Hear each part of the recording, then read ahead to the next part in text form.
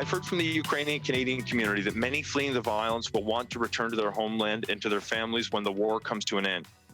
I've heard that others, particularly those with family in Canada, may wish to stay. That is why we are also introducing an expedited path to permanent residency for Ukrainians seeking to reunite with family members who are already in Canada through a new family sponsorship program. That's Canada's immigration minister announcing Ottawa is streamlining the process to welcome Ukrainians fleeing the war in their country. The Russian invasion has created a humanitarian and refugee crisis. More than 1 million Ukrainians have left their homes to seek safety. The United Nations saying today that it has registered at least 802 civilian casualties in Ukraine, including 249 people who have died. 17 of them are children. Joining us now to talk about what's happening on the ground and how you can help, we've got Danny Glenwright, the president and CEO of Save the Children Canada. Danny, thanks so much for making time for us tonight. Thanks for your interest in the story.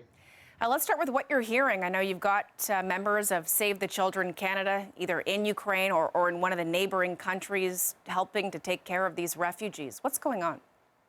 Well, as you say, it is increasingly a dire humanitarian crisis. We know that about 400,000 children are on the move right now in Eastern Europe.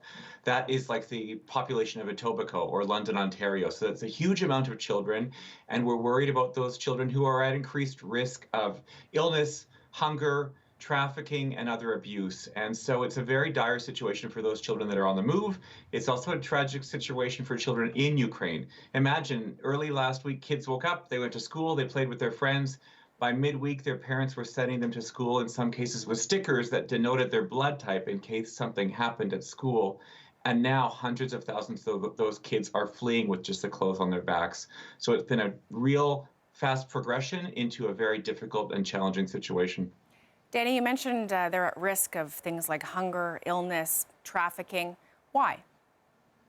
Well, these situations that happen in wars and in moments like this are incredibly chaotic. When you've got 400,000 on the move, you've seen in many cases children are separated from their families, from their parents.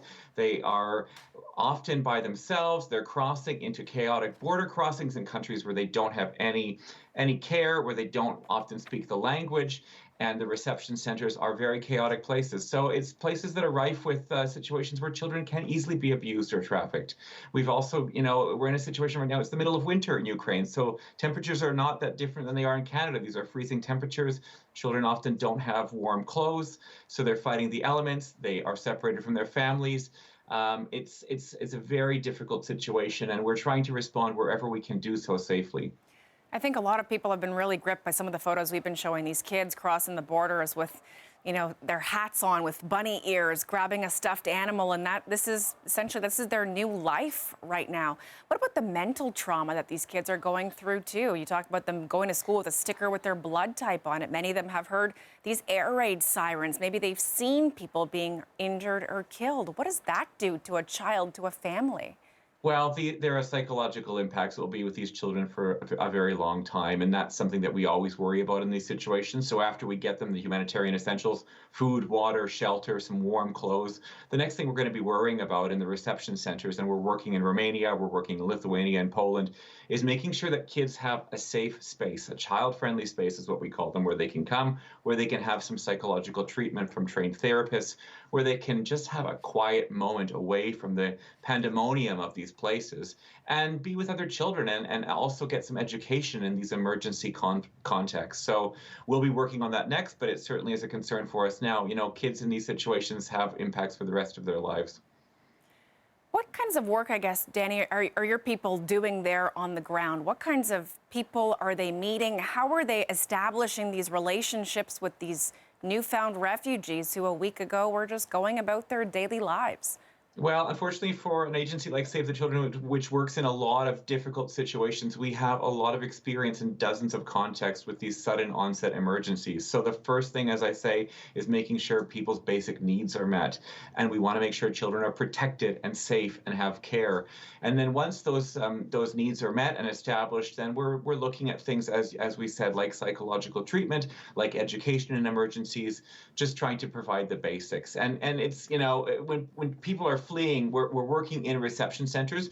Save the Children has also been operating within Ukraine for the past 8 years. Remember, there's a conflict ongoing in Ukraine for 8 years now. So we've been operating in the country. We have our staff on the ground operating there wherever it's safe to do so.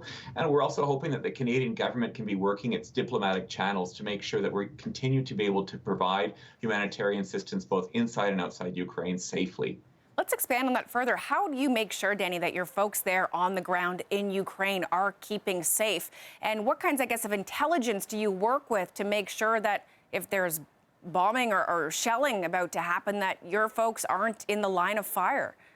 Well, these are always risky situations, but we're incredibly cautious with our staff, and we also work with a very good, strong network of local Ukrainian agencies. So we've got the core Save the Children team there, but we are collaborating with many, many different Ukrainian agencies on the ground who have that intelligence, who have connections in the local communities. The people that work for these agencies are from the local communities. So it's a wide network of people who feed into our information systems, and we're monitoring it, by the minute, especially in situations like this, because keeping our people safe is paramount, especially as we know this is going to be a protracted crisis.